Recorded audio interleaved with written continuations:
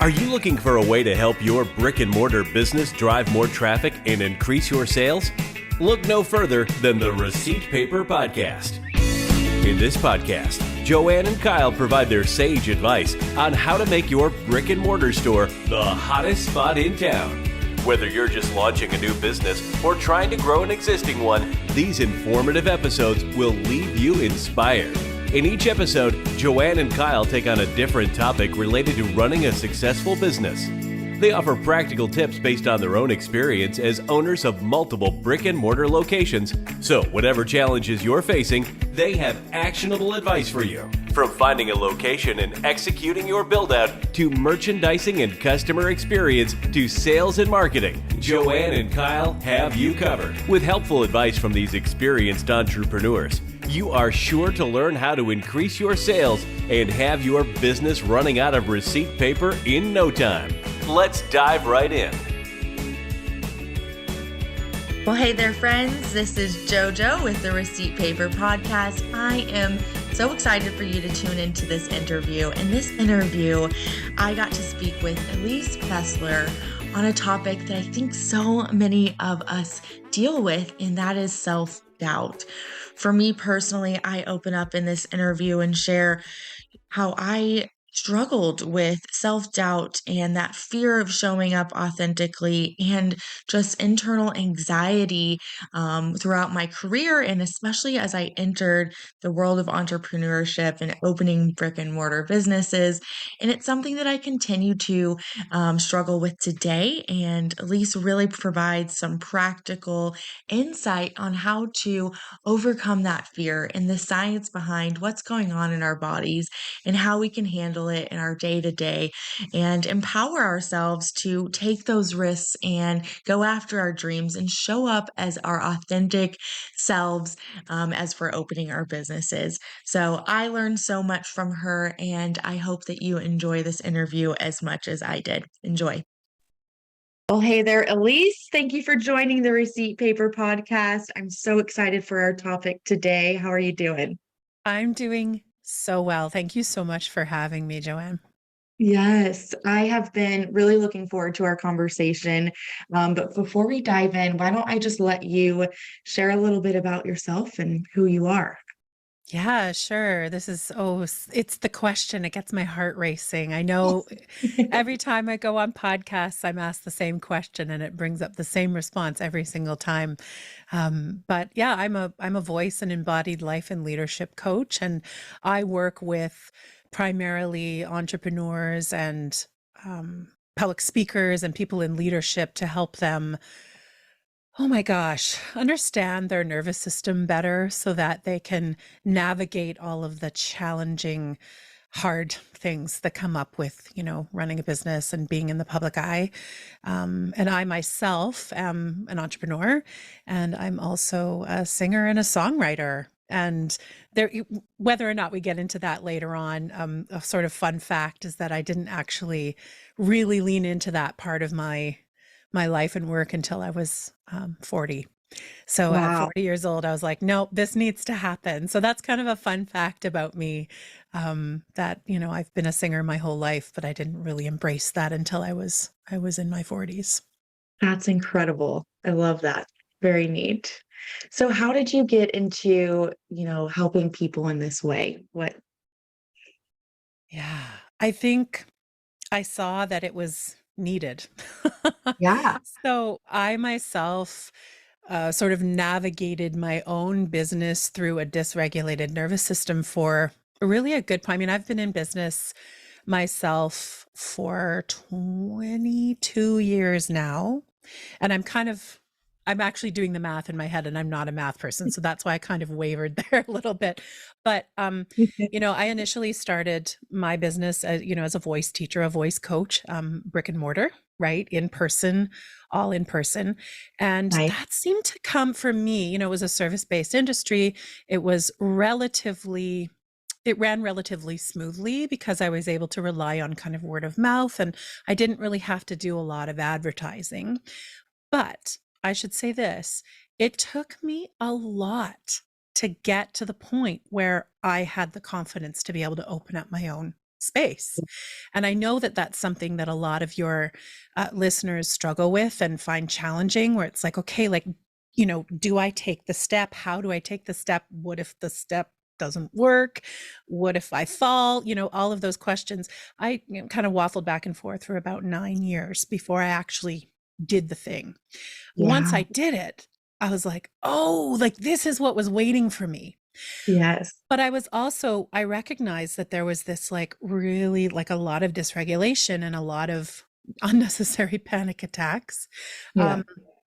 That I sort of went through. And as I did my work as a voice coach, I recognized that, oh, it's not just me. It's not just you. It's not just your listeners. It's everybody.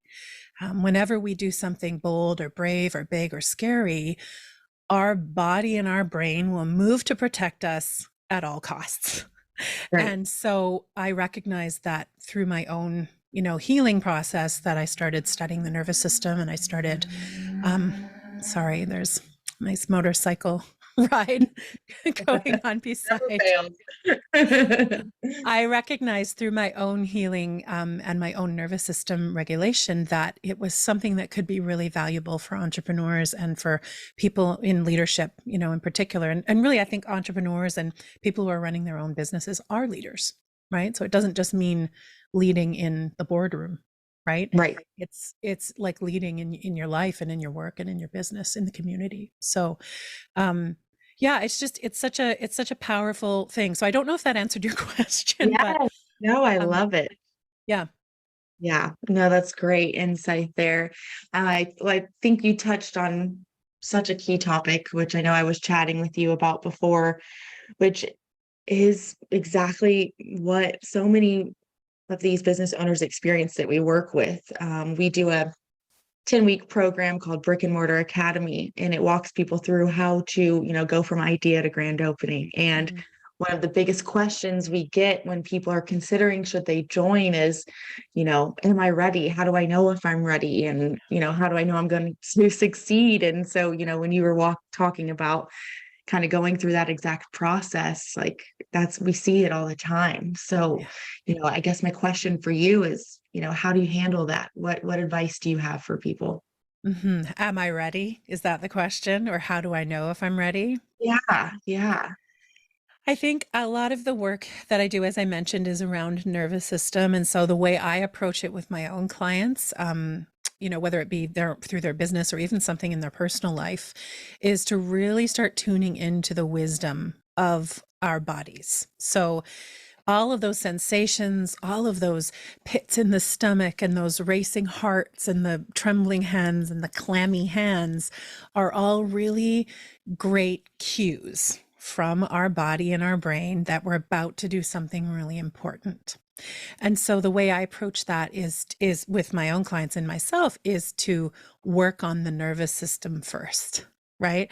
So to actually consciously do work around, we'll say, creating greater capacity for doing difficult things. But the question, how do I know if I'm ready? This is going to be a little bit more of a soul-based answer.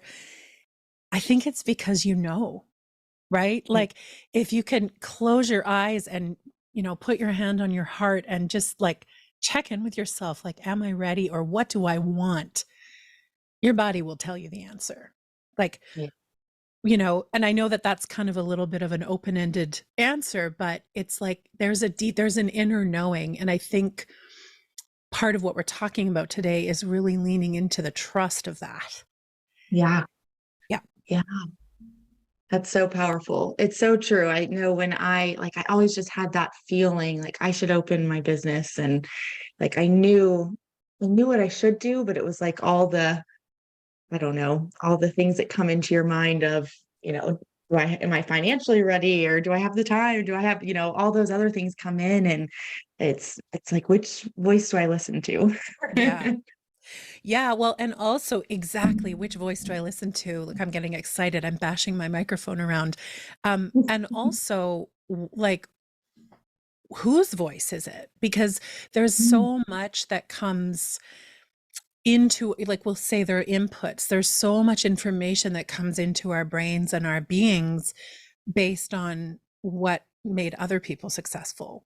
Or, if we think about like capitalism and we think about the system of it and running, our own businesses. And I think about burnout. I know that was initially something when you reached out, I think it was like to talk about that, like burnout, like how many, raise your hand if you're listening, if you've ever felt the feelings of burnout because you thought you had to do all the things and be all the things. And really, there's a way for us, I think, to kind of pare it down and pare it back and say, okay, like for now, this is what I need to focus on, right? I need to focus on getting my location for the brick and mortar folks, or I need to focus on producing the product that I'm going to sell. But thinking of all of it is what can get overwhelming. So it's like kind of one step at a time, baby steps. Yes. I think. Yeah. Absolutely. Yes. Yes. You can't do it all in one day. That's for sure. Wow. So, when you work with your clients and you kind of mentioned that you tell them to focus on the nervous system, can you walk me through what that looks like? Yeah, I know. And it's so yes.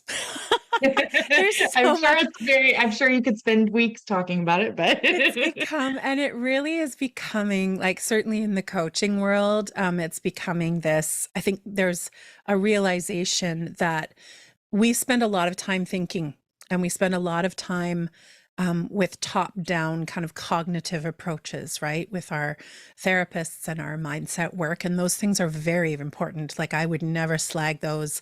I think it's very important to do our mindset work. But like, the nervous system is the operating system of the body. So essentially, it's what senses things first, and it's what gives cues to our brain to make meaning of. And so when we can focus on actually, I'm going to say retraining it, because let's be real, we're all living in a world right now where we're dysregulated, right? Mm-hmm. We've got a lot of anxiety. We've just come through one of the most stressful experiences as a globe, right? With the pandemic and all of that, we've just come through all of that. And for some people, it's still very real, as far as the stress of that.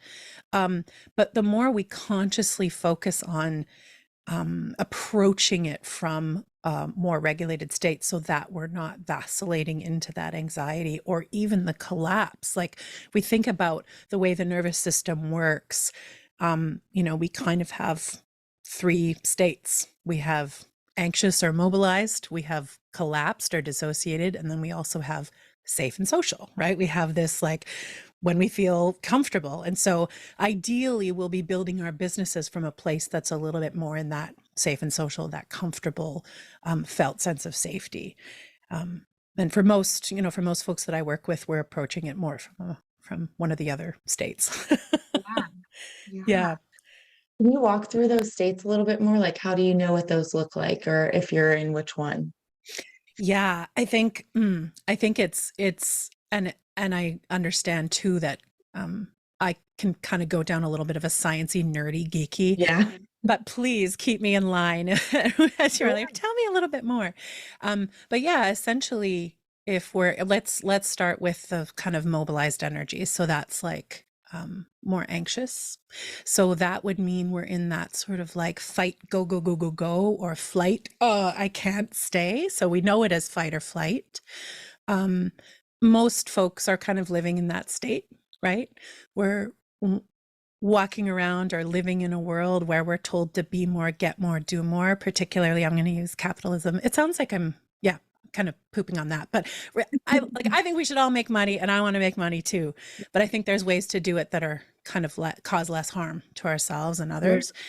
So that state, that more mobilized state, would be that state of like do. Think of it as like more masculine energy, or like go, get, do, be, that kind of energy. And it's what causes burnout, right? And when we have too much of that energy in our bodies, the system can't handle it. And so then we come into states of collapse or flop, which is like the other state that I was mentioning. And that's where it's kind of like, this is actually really helpful, hopefully, for you when you're working with your clients. But when folks are in a place of like feeling like they'll never measure up, or like, why bother anyway? Or I might as well just quit and back away. They're most likely in a collapsed nervous system state, right? So that's that energy that's like not there, right? It feels like you can't be mobilized. Yeah. And then the other state would be like when you're sitting on your couch at home with your dog curled up in your lap and you're like, ah. Or like when you're traveling all day and you finally get to Jamaica and you get to the beach chair and you sit down and your body goes, ah. Like that's the state we want to be moving towards. And of course, we can't always be laying on a beach chair in Jamaica, but you know, there are ways to get, I mean, it would be nice, right? But there are ways to get our bodies into that state where we're moving sort of between those states a little bit more fluidly rather than it just being rigid one or the other. Yes. Did that answer your question? Yeah, no, I love the descriptions. I definitely can see myself in all of those and definitely others as well. I think I tend to definitely live in that go, go, go state, especially I'm sure a lot of business owners can relate. Yeah, absolutely. So how do you find more fluidity within those states? Yeah, it's like it always starts for me, it always starts with awareness. To know when there are certain sensations that show up and like from a somatic point of view, from a body-based point of view, to know like, oh, I'm having that, my heart is racing again. Oftentimes clients will be like, I've had heart palpitations all week. And I'm sure we can all relate as entrepreneurs. Heart palpitations or anxiety even in and of itself is really kind of a protective output, right? It's an experience that we have. It's not an identity. So when those sensations show up, that's the cue, right? That's the cue to like take a pause.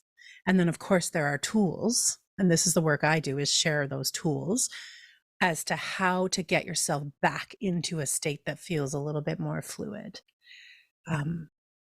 So yeah, I think it starts with listening to our bodies. And again, I'm going to kind of go back to this cognitive stuff, right? We're kind of all up in our heads a lot. And I raise my hand in that as well. When do we stop and pay attention to our bodies? Like if you're like me, before I started doing this work, probably never. Probably not, you know? Yeah. Keep surviving. Yeah. So there is wisdom in that. And just even the wisdom of the protection, you know, and I know that everyone comes to this work and your work and my work with different personal experiences. You know, we're all living in a world that, as I said, insists sort of that we push and put pressure on ourselves. And so, yeah, I think starting to pay attention to our own, I mean, I truly believe that our world would be totally different if everyone was tuning into what their body was saying to them before they took action, before they spoke a word. Yeah. Yes. Oh, wouldn't that be the dream? Yeah. Wow. Yeah. That's powerful. Very cool. So, I mean, I've always been somebody that's lived with anxiety, and it took me a long time to realize, you know, nothing's wrong. There was even a period of time where like I couldn't drive. It was so bad, panic attacks all the time. So, but when I think about my business, I don't think I've really taken that time to, I don't know, consider that anxiety within my business and how that affects my decision making there. Yeah. So you've definitely got my mind thinking. Yeah. Yeah. And it's like, it's all real. All of it. It's all real. We just like, if we can remind ourselves that everything that we experience is real. Right. It's real in our bodies. It's real in our own experience. And once we kind of tune into that, then we can start getting curious, but we can't be curious when we're in a state of survival, right? And from a neurosomatic point of view, I know that's a big word, basically just means that we focus on the nervous system before the mind. And from that point of view, there's a really great quote. You can't be in performance mode and survival mode at the same time. Oh, wow. Your body just won't let you. Yeah. And that's, of course, when those burnout protective outputs start showing up, right? Yeah. We can try, but it's not going to work. There's not Mm-hmm. enough capacity between the two, right? The brain and the nervous system. Yeah. Wow. Yeah. So what do you recommend to keep, entrepreneurs away from that burnout?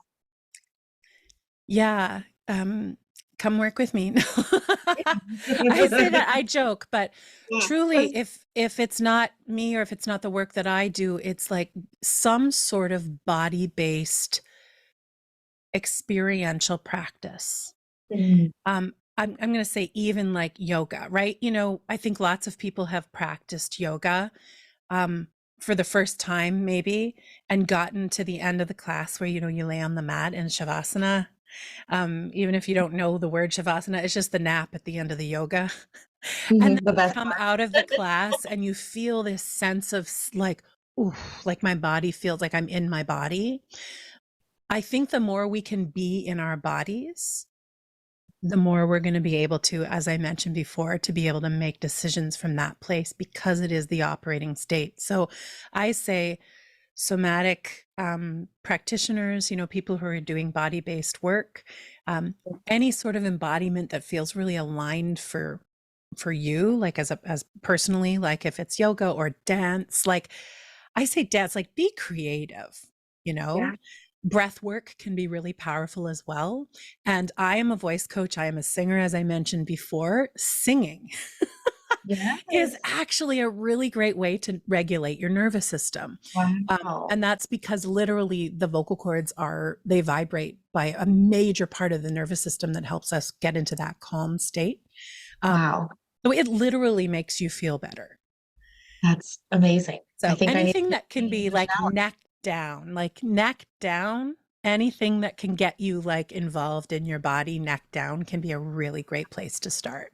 Yeah. Well, that's amazing. I love it. I'm going to start singing more often. My Yeah. fiance may not like that, Well, you but just invite your fiance to sing along too. there we go. There we go. Tell him it's good for Yeah, us. absolutely.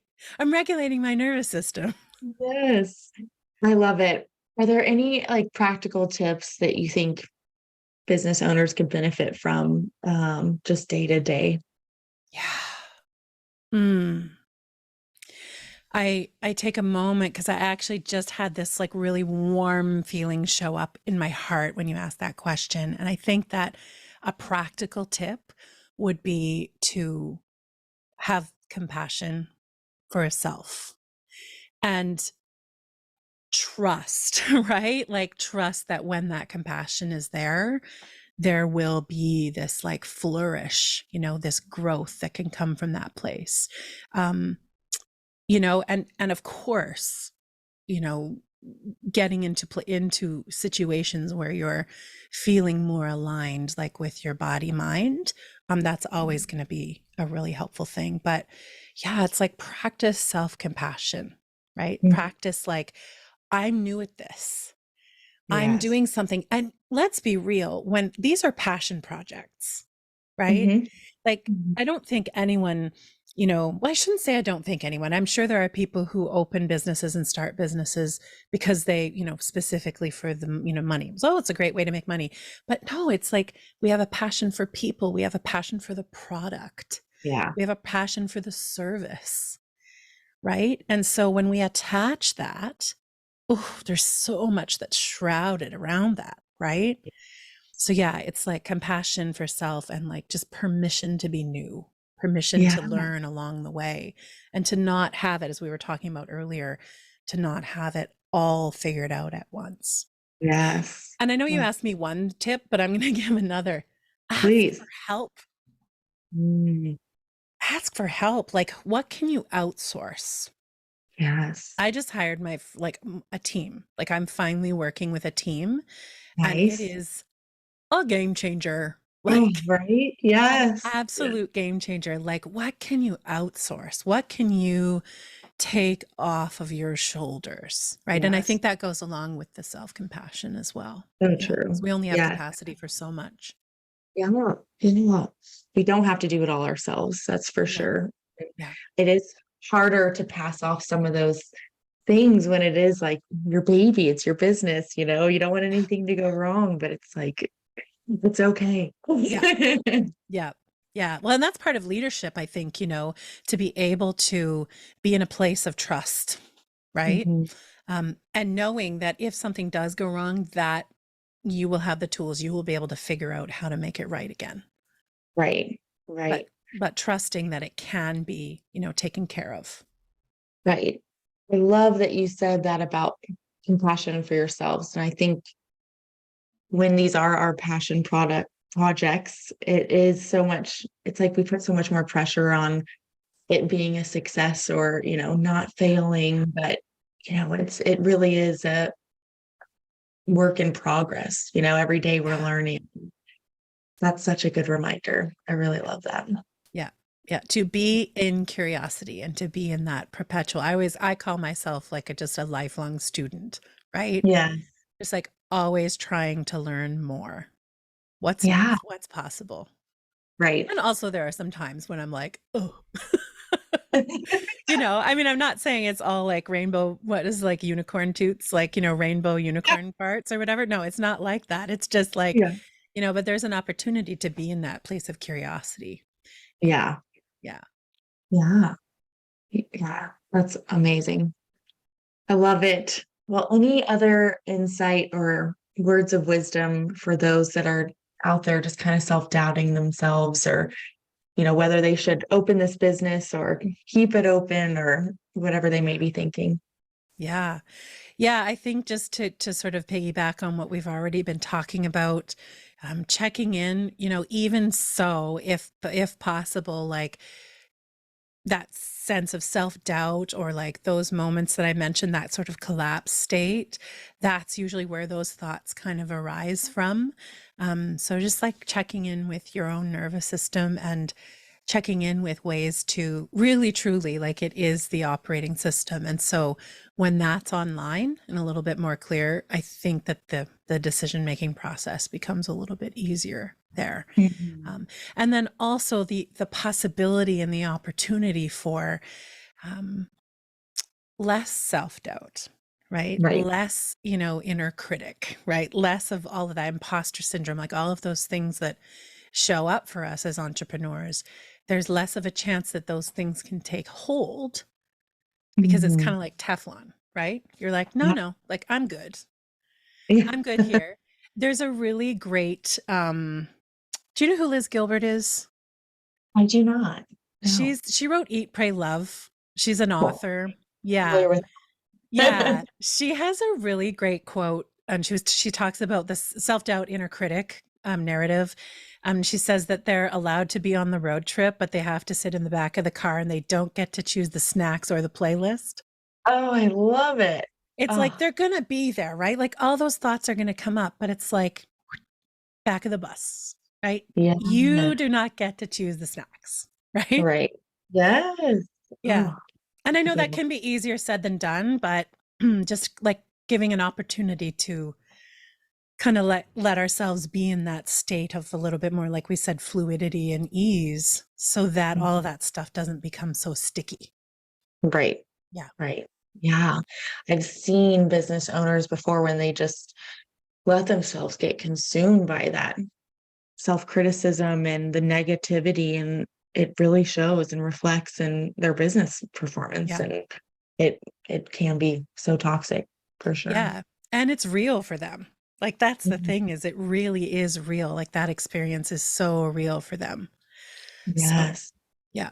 I think if we all were healing our nervous systems, Yes. things would look different as entrepreneurs. Oh, I love it. Yeah. This has been so informative. You have my mind thinking about definitely putting more focus on this and how it shows up in my day-to-day life and my Mm. business. And I think that's super powerful. Um, Elise, share with us a little bit about how people can work with you and where they can find you. Awesome. Yes. Well, I'm on the Instagram at Elise Besler. And I guess the new threads. Have you hopped on the new Oh threads my app? goodness. A little bit. It's been fun. I've definitely gotten carried away just reading, and I still haven't figured all it out yet, but it's been really fun. I Yes. think everyone's kind of feeling that way. We're like, how does this work? Am I doing Yeah. business on this app, or am I just telling everyone about every thought I've ever had in my head? Like, but I'm on both of those places at Elise Besler, and I have my own podcast called The Embodied Leader, and that's on Spotify and Apple and on YouTube. And I don't have many. I would love it if people would join me on YouTube. I think I have 12 subscribers over there, but please join me. Please join me over on YouTube. We're not big on YouTube either. And and my website is elisebesler.com. And if you do that /links, that just brings you to my Instagram links page, which has sort of all the free resources that I offer and opportunities to work with me. And I do have a program starting in the fall called the Embodied Leader Incubator. And it's a 12-week, like a 90-day incubator to do this work, to dive into nervous system regulation and to understand how it can help within business and in leadership and all of that as well. So that starts in September. I'm not sure when this will be airing, but that starts it should September. Be airing before then. So awesome. Cool. Yeah. Oh, cool.